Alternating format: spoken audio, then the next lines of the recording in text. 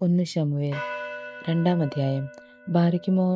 അനന്തരം ഹന്ന പ്രാർത്ഥിച്ചു പറഞ്ഞതെന്തെന്നാൽ, എൻ്റെ ഹൃദയം യഹോവയിൽ ആനന്ദിക്കുന്നു, എൻ്റെ കൊമ്പ് യഹോവയാൽ ഉയർന്നിരിക്കുന്നു. എൻ്റെ വായ് ശത്രുക്കളുടെ നേരെ വിശാലമാകുന്നു, നിന്റെ രക്ഷയിൽ ഞാൻ സന്തോഷിച്ചിരിക്കുന്നു. യഹോവയെ പോലെ പരിശുദ്ധനില്ല, നീയല്ലാതെ ഒരുത്തനുമില്ലല്ലോ. നമ്മുടെ ദൈവത്തെ പോലെ ഒരു പാറയുമില്ല. ഡംഭിച്ചു സംസാരിക്കരുത്, നിങ്ങളുടെ വായിൽ നിന്ന് അഹങ്കാരം പുറപ്പെടരുത്. യഹോവ ജ്ഞാനമുള്ള ദൈവം, അവൻ പ്രവൃത്തികളെ തൂക്കി നോക്കുന്നു.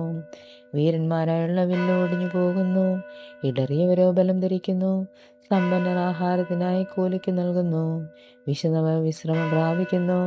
മച്ചിയേഴു പ്രസവിക്കുന്നു, പുത്രസമ്പത്തോ ക്ഷയിച്ചു പോകുന്നു. യഹോവ കൊല്ലുകയും ജീവിപ്പിക്കുകയും ചെയ്യുന്നു, പാതാളത്തിൽ ഇറക്കുകയും ഉദ്ധരിക്കുകയും ചെയ്യുന്നു. യഹോവ ദാരിദ്ര്യവും ഐശ്വര്യവും നൽകുന്നു, അവൻ താഴ്ത്തുകയും ഉയർത്തുകയും ചെയ്യുന്നു. അവൻ ദരിദ്രനെ പൊടിയിൽ നിന്ന് നിവർത്തിക്കുന്നു, അഗതിയെ കുപ്പയിൽ നിന്ന് ഉയർത്തുന്നു. പ്രഭുക്കന്മാരോടുകൂടെ ഇരുത്തുവാനും മഹിവാസനം അവകാശമായി നൽകുവാനും തന്നെ. ഭൂതലങ്ങൾ യഹോവയ്ക്കുള്ളവ, ഭൂമഖണ്ഡത്തിലെ അവയുടെ മേൽ വെച്ചിരിക്കുന്നു. തൻ്റെ വിശുദ്ധന്മാരുടെ കാലുകളെ അവൻ കാക്കുന്നു. ദുഷ്ടന്മാർ അന്ധകാരത്തിൽ മിണ്ടാതെയാകുന്നു, സുശക്തിയാൽ ഒരുത്തനും ജയിക്കുകയില്ല.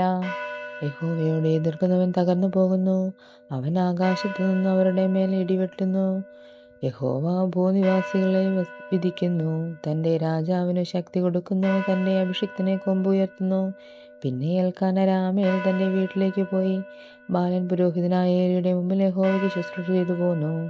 എന്നാൽ ഏലിയുടെ പുത്രന്മാർ നീചന്മാരും യഹോവയെ ഓർക്കാത്തവരുമായിരുന്നു. ഈ പുരോഹിതന്മാർ ജനത്തോട് ആചരിച്ച വിധം എങ്ങനെയെന്നാൽ, വല്ലവരും ഒരു യാഗം കഴിക്കുമ്പോൾ മാംസം വേവിക്കുന്ന സമയത്തു പുരോഹിതന്റെ ബാല്യക്കാരൻ കയ്യിൽ മുപ്പല്ലിയുമായി വന്നു.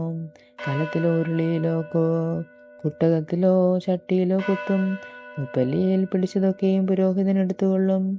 ശീലോവിൽ വരുന്ന എല്ലാ ഇസ്രായേലരോടും അവർ അങ്ങനെ ചെയ്യും. മേധസ് ദഹിക്കും വരും മുമ്പേ പുരോഹിതന്റെ ബാല്യക്കാരൻ വന്നു യാഗം കഴിക്കുന്നവരോട്, പുരോഹിതന് വറുപ്പാൻ മാംസം തരിക, പച്ചമാംസമല്ലാതെ വേവിച്ചതു അവൻ വാങ്ങുകയില്ല എന്ന് പറയും.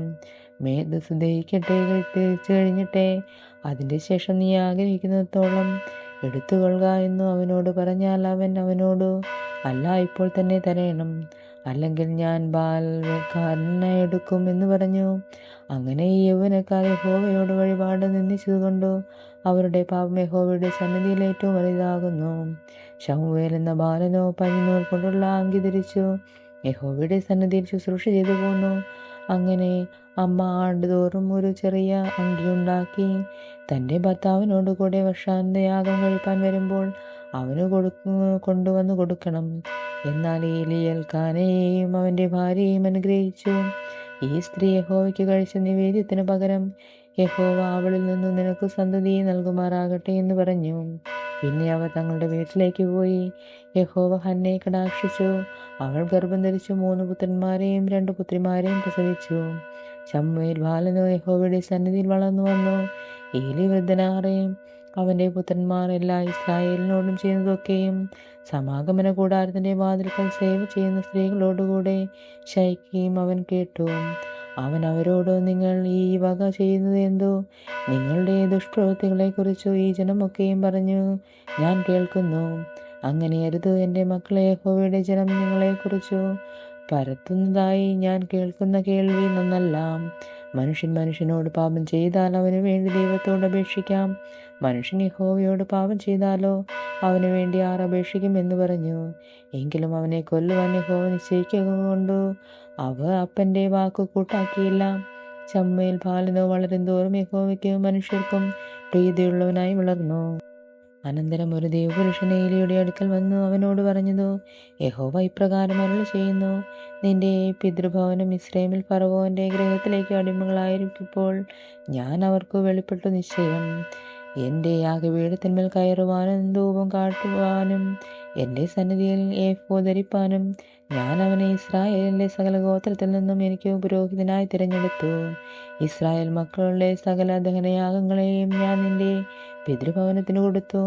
തിരുനിവാസത്തിൽ അർപ്പിപ്പാൻ ഞാൻ കൽപ്പിച്ചിട്ടുള്ള എൻ്റെ യാഗവും വഴിപാടും നിങ്ങൾ ചവിട്ടുകയും എൻ്റെ ജനമായ ഇസ്രായേലിൻ്റെ എല്ലാ വഴിപാടുകളിലും പ്രഭാതഭാഗം കൊണ്ടു നിങ്ങളെ തന്നെ കൊഴുപ്പിപ്പാൻ തക്കവണ്ണം നീ നിന്റെ പുത്രന്മാരെ എന്നേക്കാൾ ബഹുമാനിക്കുകയും ചെയ്യുന്നത് എന്തു? ആകയാൽ ഇസ്രായേലിന്റെ ദൈവമായ യഹോവ ഇപ്രകാരം അരുളി ചെയ്യുന്നു: നിന്റെ ഭവനവും നിന്റെ പിതൃഭവനവും എൻ്റെ സന്നിധിയിൽ നിത്യം പരിചരിക്കുമെന്ന് ഞാൻ കൽപ്പിച്ചിരുന്നു നിശ്ചയം. ഇപ്പോഴോ യഹോവ അരുളി ചെയ്യുന്നതോ അങ്ങനെ ഒരിക്കലും ആകയില്ല. എന്നെ മാനിക്കുന്നവരെ ഞാൻ മാനിക്കും, എന്നെ നിന്ദിക്കുന്നവരെ നിന്ദിതരാക്കും. നിന്റെ ഭവനത്തിൽ ഒരു വൃദ്ധനും ഉണ്ടാകാത്തവണ്ണം ഞാൻ നിന്റെ ഭുജവും നിന്റെ പിതൃഭവനത്തിന്റെ ഭുജവും തകർന്നു കളയുന്ന നാളുകൾ ഇതാ വരുന്നു. ഇസ്രായേലിന് ലഭിക്കാനുള്ള എല്ലാ നന്മയെയും മധ്യേ നീ തിരുനിവാസത്തിൽ ഒരു പ്രതിയോഗിയെ കാണും. നിന്റെ ഭവനത്തിൽ ഒരു നാളും ഒരു വൃദ്ധൻ ഉണ്ടായിരിക്കുകയുമില്ല. നിന്റെ കണ്ണു ക്ഷയിപ്പാനും നിന്റെ ഹൃദയം വ്യസനിപ്പാനും ഞാൻ നിന്റെ ഭവനത്തിൽ ഒരുത്തനെ എൻ്റെ യാഗപീഠത്തിൽ നിന്നും ഛേദിച്ചു കളയാതെ വെച്ചേക്കും. നിന്റെ ഭവനത്തിലെ സന്താനമൊക്കെയും പുരുഷപ്രായത്തിൽ മരിക്കും. നിന്റെ 2 പുത്രന്മാരെ ഹൊയ്നിക്കും ഫിനെഹാസിനും ഭവിപ്പാനിരിക്കുന്നത് നിനക്ക് ഒരു അടയാളമാകും. അവർ ഇരുവരും ഒരു ദിവസത്തിൽ തന്നെ മരിക്കും.